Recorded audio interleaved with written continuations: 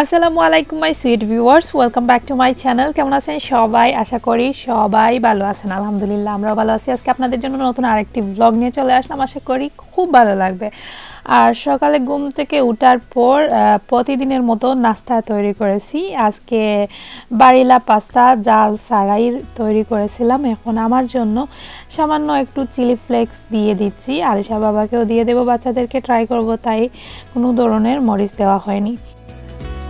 যারা নতুন আমার চ্যানেলে, আমি খুব খুশি হয়েছি। আমি ইমাসি আপনাদের সাথে। প্লিজ আমার চ্যানেলটা অবশ্যই সাবস্ক্রাইব করে দেবেন এবং নোটিফিকেশন বেল অন করে রাখবেন। আপনাদের কাছে চলে যাবে আমার পরবর্তী ব্লগের নোটিফিকেশন। যাই হোক, এখন আমরা নাস্তা করার পর আজকে কাপুচিনো খাবো। আমি আর আলিশার আব্বুর জন্য 2 কাপ কাপুচিনো রেডি করতেছি।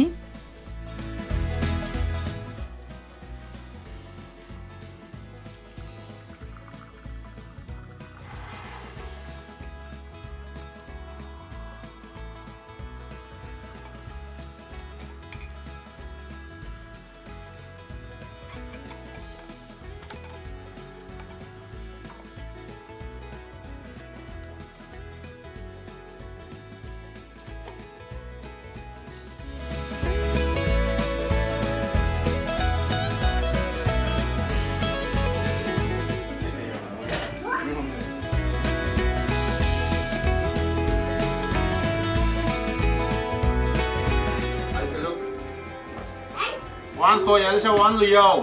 3 Leo, 3. Good boy. One Leo, Alicia.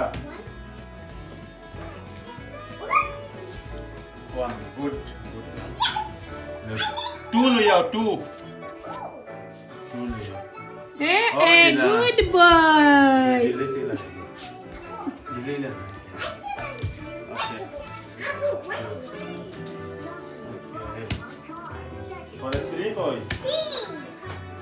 Three boy, Gibrana lo yeah, yeah, 3. 8. Oh no, it's 5.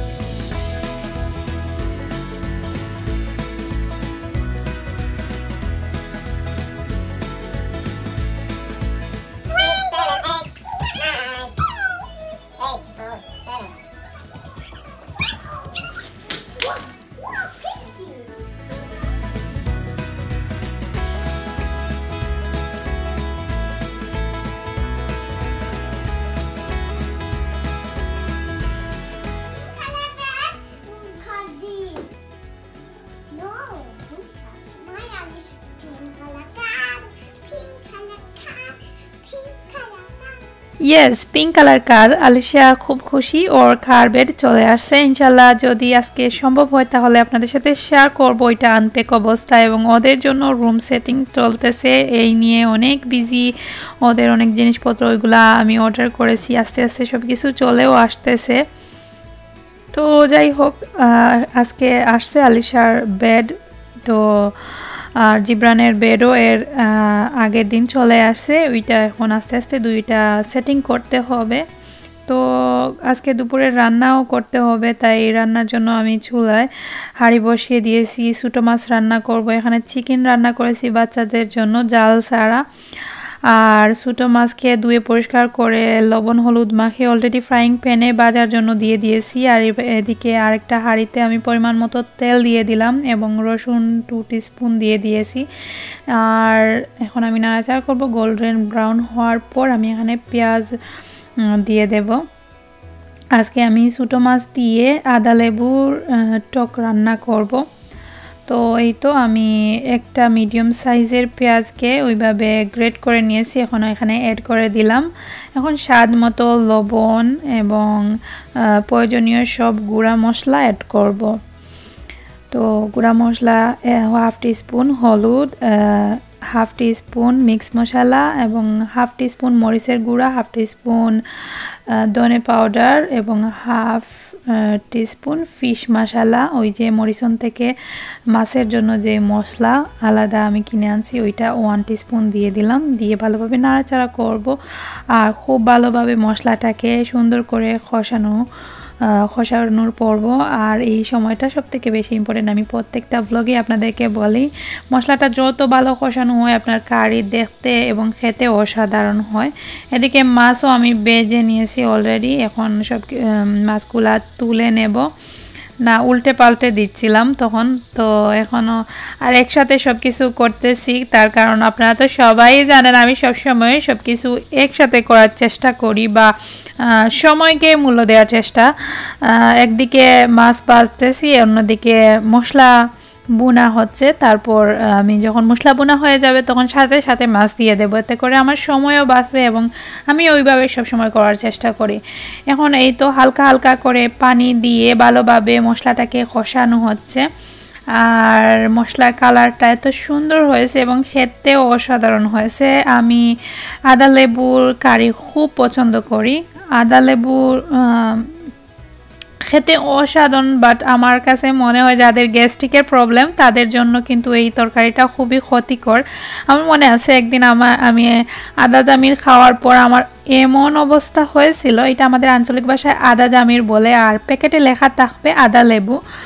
তো আমি আদা জামিরের তরকারিটা খাওয়ার পরই আমার মনে হয়েছে হঠাৎ আমার পেটের ভিতর দিয়ে কি জানি একটা জিনিস ফুটে উঠেছে আর মাথা এবং মাথার পিছন দিকে এমন জ্বালাতন শুরু হয়েছিল যে কি বলবো। আমার কাছে মনে হয়েছিল যে আমি 5 মিনিট শ্বাস নিতে পারছিলাম না, এমন অবস্থা হয়েছিল আমার লাইফের। খুবই খারাপ একটা এক্সপিরিয়েন্স, আমি আজও সেই দিনের কথা বলতে পারি না। তারপরও কি করার, আসলে আমরা তো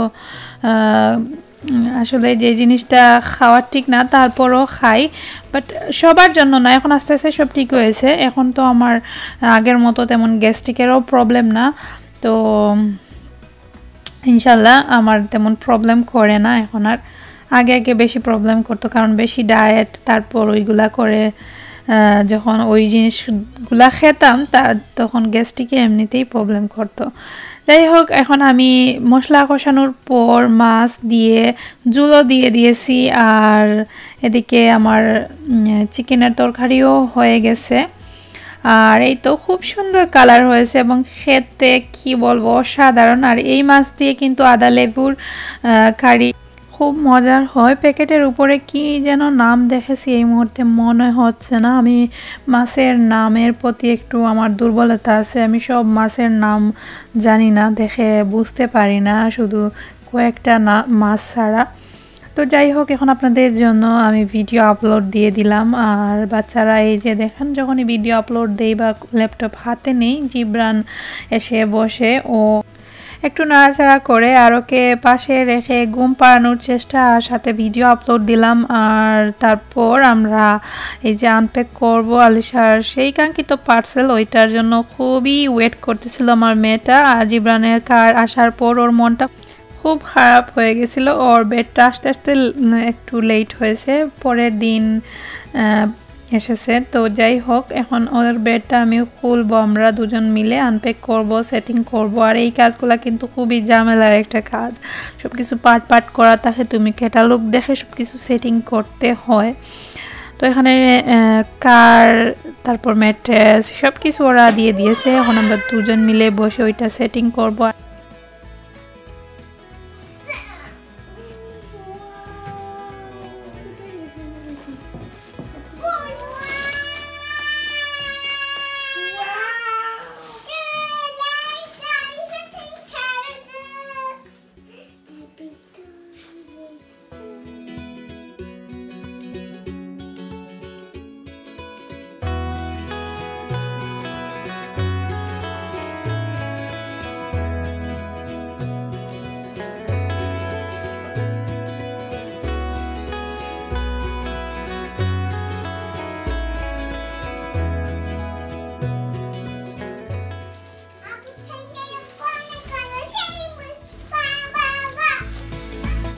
কি বুঝলেন আলিশা এত খুশি ও rainbow colour communication pink colour ওই সব কিন্তু খুবই পছন্দ করে আর যখন বেডটা অর্ডার করি তখন আলিশাই সে ওই বেডটাই চয়েস করে দিয়েছিল আর জিবরান তো এত বুঝে না বাট ওর জন্য ব্লু কালারের একটু আমাদের মতো করেই ওর বেডটা অর্ডার করে দিয়েছি আর ব্লু কালার ও বুঝে কালার চিনে ও সবসময় যে কোনো জিনিস ব্লু কালারই চয়েস করে আলিশা পিঙ্ক কালার চয়েস করে যাই হোক এখন আমরা দুজন মিলে ওইটা সেটিং করব প্রত্যেকটা জিনিস কিন্তু আমরা আস্তে আস্তে সেটিং করতেছি আর এর আগে আপনারা একটা জিবরানের বেডের পাশে ছোট্ট একটা আলমারি দেখছেন কিনা জানি না ব্রাউন কালারের ওইটা হচ্ছে কার্ডের জিবরানের জন্য আলমারি অর্ডার করে আনছি এইটাও আর আলিশার জন্য একটা আলমারি আসছে এইটা এখনও আনপ্যাক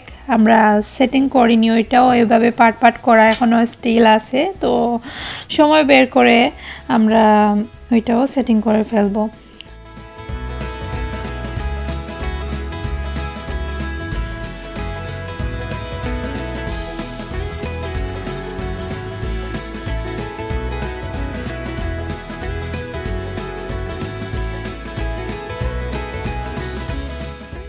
এই তো দুজন মিলে বেডটা সেটিং করে ফেলেছি আলিশা খুব খুশি আর আমাদের রুমের জন্য দুইটা বেড আর আলমারি ওইগুলা আর আলিশার ড্রেসিং টেবিল ওইগুলা এখনও আনপ্যাক আছে জিবরানের ওইটা তো এখনও একটা আলমারি খোলা হয়ে গেছে আর এখন যে সামনে মিররটা দেখতে পাচ্ছেন ওইটা আমি আমার হাতেই তৈরি করেছি আমার মনে যা চায় সেটাই করার চেষ্টা করি ডিআইওয়াই ও এখন এইখানে আপাতত রেখেছি ওইগুলা এখনও পেন্টিং করা হবে আলিশার ওখানে পিঙ্ক এবং কিছু স্টিকার লাইক সুন্দর করে সাজানোর চেষ্টা করব ইনশাল্লাহ যদি খুব তাড়াতাড়ি করে ফেলি তাহলে তো অবশ্যই আপনাদের সাথে শেয়ার করব আর পুরো বেডরুমের টোরটা দিয়ে দেব আপনারা সবাই আমাদের জন্য দোয়া করবেন আজকের ব্লগ এতটুকুই এতক্ষণ আমাদের সঙ্গে থাকার জন্য আপনাদের সবাইকে অসংখ্য অসংখ্য ধন্যবাদ